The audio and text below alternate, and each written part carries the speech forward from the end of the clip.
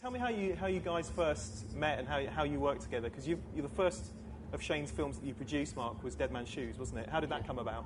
I'd worked with Paddy Considine on this mad short by Chris Morris, and I think that, I mean, basically Paddy just sort of had mentioned, I knew Shane, I'm a big fan of the work, and Paddy told Shane about me being also similar age, just up the road. I'm not a London producer, I work out of Sheffield, which is really important to me.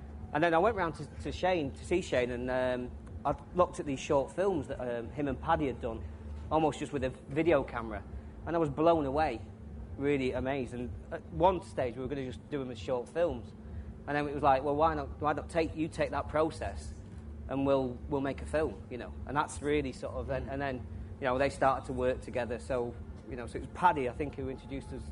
Yeah. You mentioned the short films. You obviously made a lot of short films. You continue to make short films. Do you think that's a really important thing for people who want to get into the film industry? Because perhaps there's a perception that short films are great, there's the occasional short film festival or late night on Channel 4, but what really is the point of doing them? The disappointing thing for me is that, I mean, I went to art college when I was like 16, and I met Paddy when I was at art college, and I didn't stick there for very long. I think we left after a few months. But the one thing I learned at art college was about keeping sketchbooks, and they used to sort of really push this idea that, you know, to get to an end idea, you'd have these sketchbooks, and you'd sort of have a little diddy one where you'd put, you know, very basic ideas, and then you'd have a bigger one, and that sort of stayed with me. And I was able to make mistakes, I think, with short films that I could sort of, they weren't funded by anybody. Hence, if you've not got someone breathing over your shoulder, you know, you don't care. You kind of, and there was a sort of liberty and freedom in those shorts that people responded to.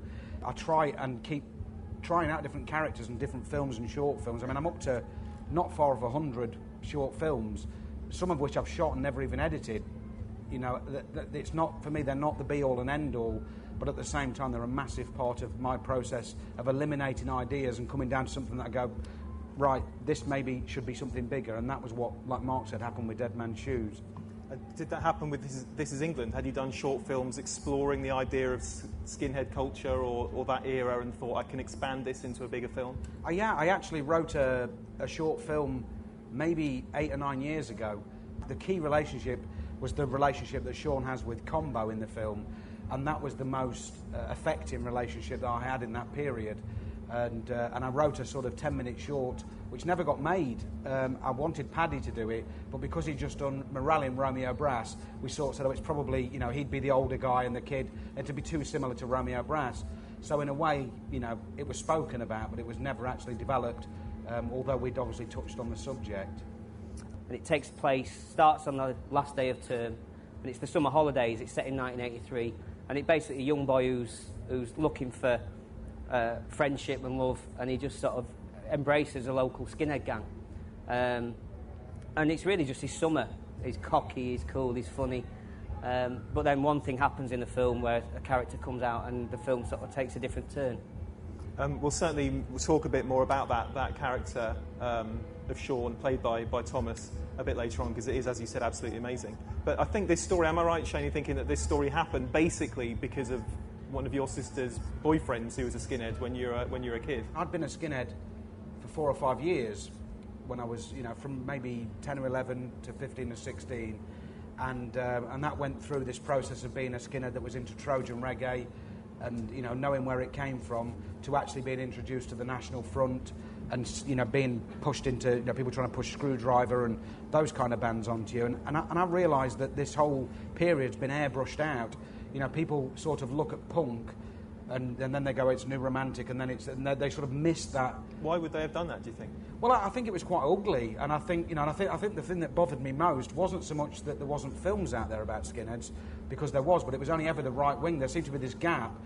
You know, I was 11 years old, and in the 80s, very early, 82, 83, and was listening. I was a skinhead who was listening to Samarip, and I was listening to, you know, Toots and the Maytals and Desmond Decker, and I was also listening to the Oi bands at the time, Cockney Rejects, The Business, the Exploited, The Oppressed, and they were married, they were hand in hand, you know, because the skinhead that my sister was going out with knew, he was proud of being a skinhead, the red tag Levi's, you know, he told me and educated me, and a lot of kids didn't get that chance.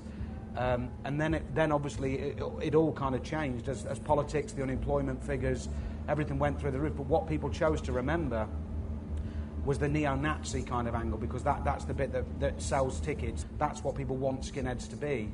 And I couldn't live with that, because I wanted to be proud of the few good years I had as a skinhead were the greatest years of my life. It's been amazing in some of the countries that we've been to, Berlin, and we went to Canada, and even the London screening where you got skinheads who were still in the, still had hair like Lol, 42, and still had hair, and they came up, and it was just amazing that they were sort of, thank God that this film's being made, as opposed to we're all portrayed as these racist thugs, and we're not, There was a huge amount of publicity. How did that compare to other films that you've done? Is this the one that's caught the public imagination the most, do you think? It certainly is for me. I mean, with the films that we make and the budgets that we make them at, we haven't got the budgets of, some what appear to be British films, and they get like £1 million to spend on publicity, and they can create their own buzz. I mean, with the films that I've made to date, that's really down to the press, or there being something, and it's down to people sort of latching on and going, because we can't afford to pay for that kind of publicity. And the film was meant to come out in October. The film wasn't ready, and then it ended up coming across to May. And over the course of that time, we had battles with, what they call the border certification. They gave it an 18, and that became big news. And so we just seemed to fluke it. We just seemed to get the film got put back, and it turned out to be a blessing in disguise, because more and more people, word of mouth spread from festivals. There was pirate copies. My nephews had a copy of it in December, and it wasn't even out till May. So I knew we were on a winner when my auntie, who's never goes to the cinema, and she said, "I've just bought this in the car boot sale for £5." This is like 3 months before, and she thought I'd be really pleased that she'd done that. And, I bought a copy in a Jamaican food store off a Chinese guy, and told me it was his bestseller, and I said, yeah, I directed it, and he went, very funny guy. And I was like, I did, honestly. And I bought that and something about gladiators at the same time, so I had to get 3 for a tenner. I think the great thing for this is Dead Man's Shoes kind of came, got really good response critically, and then really built its audience on DVD. It kind of we were only on in the cinema for 20 prints, and then, 2 weeks later it had gone. So people built up, and I think there was a little bit of that helped. And then what was amazing about it, we went out on 60 prints, and I know you and Edith had a big campaign, and it was people were writing in saying, why is this?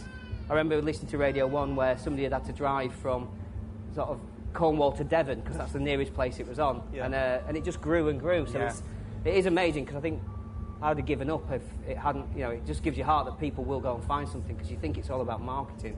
But that was a word-of-mouth film, which was brilliant. People are going to see a mini version of you in Thomas Turgoose on the screen. And I say that not only in terms of resemblance, but also, his character is called Sean Field. It's fairly obvious that it's a version of you as a child. So we have mentioned it before. We have said that he's just an amazing performance in this film, but let's talk a bit more about him. He's absolutely untrained. He's not a stage school child or anything like that, is he? He worked at this thing called the Space Project, which was, because he didn't go to school, he was expelled from school. He did one afternoon a week, and there was this it was affiliated to the church, even though it was not a religious place. And it was kids coming in, and they were like 14 and drinking Stella as they wandered in, and it was just we took Jo Hartley, who plays Cynthia, the mum in the film, we took her up. So after watching the tape, we went up there, and we'd found out that this kid, who was late anyway, whereas we'd seen about 200 kids before who all really wanted to be a film star, whereas this kid just thought, I'm not going to be a movie star, so I'm going to get a fight. So he asked for a £5 to turn up. So they had to give him a £5. And we found out about this, and then he came in and did this improvisation with Joe, and Shane looked across, and it was like, I'd left the room and went to find where he lived. It was just, it was incredible. It was just so honest and pure, and he didn't try, and it was just, and then every time he came back, the stakes went up. It was a PlayStation game, and then it was you had to give him your mobile phone. It was just everything. It was just sort of. Well, I think now might be an opportune moment to cross over to our audience and get some questions from the audience. So, if you've got a question. 2 questions, if that's okay. One is, how did you manage to make the 80s come alive in a way that wasn't just, I love the 80s clip shows and just remembering space hoppers? And secondly, towards the end, there are moments which it seems like if you were racist now, you could look at that film and think that there was somebody who was voicing exactly what you thought. And when you were writing that, were you worried that you might be encouraging people who are now believing some of the similar things about immigrants or asylum seekers, and they might get inspiration from your film? I don't think this film, anyone that watches this film, is inspired to violence. I think the violence in the film is disgusting, and I think the pointlessness of racism is shown in the film. Whether other people agree or not, you have to do what you have to do, and you have to make the film. But that's my perspective on it. That basically I came to that edge, and people were trying to make me hate people that I had no reason to hate. And in the end, my soul made that decision for me, and I stuck my fingers up and said, "You can fuck off because it's not right." Thank you.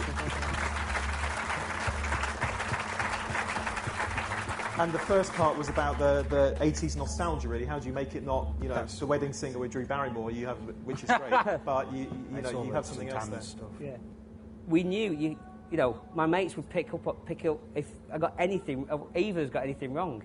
So it's not like doing Victorian where you stick somebody in a dress and in a field and you're fine, and people go, well, I didn't really know what's going on then. So, whereas people now go, no, you can't have that track then because that wasn't out then. So the attention to detail was amazing. We had a fantastic designer, fantastic costume designer, fantastic makeup, the guy who did the hairs. So there were people who immersed themselves in the culture and got that little bits right. And then, and for me that was, it sums it up when they're playing Buckaroo in the, in the flat. Dead Man's Shoes and This Is England were fantastic from my point of view. A lot of the kind of growing up with lads and the scrapes I used to get into touched a real nerve, and I thought it was brilliant. I was just wondering where your next kind of direction might be. We're actually going to work with Paddy again. Paddy, who was in Dead Man's Shoes. And there's basically a character called Ladonk, who is a roadie, is an abusive, not a very nice person. That we nearly made a film about him before This Is England. And he, but the problem is, as soon as you script him, it loses all that kind of thing that Paddy does the best. So we're actually going on tour with the Arctic Monkeys next week, and he's going to roadie for them in character as Ladonk, and we're gonna film it and see what happens, and. Who knows? I mean, it could be a half hour, it could be 10 minutes. And I love that thing that we're just going to almost go back, because I think what you were saying before, people take films too seriously. There's money in them, and sometimes you can make great things just with a camera, Paddy, and a field full of 80,000 people. So we're going to go to a festival with them, and then build up for Shane's The King of the Gypsies, which is maybe 2 years away, which is the biggest budget thing I've ever been involved in, you'll be involved in. Yeah. So. Well, guys, I think we've heard tonight everybody who has already seen the film really, really enjoys it. I think it's an absolute classic. Thank you for joining us. Thanks, everybody.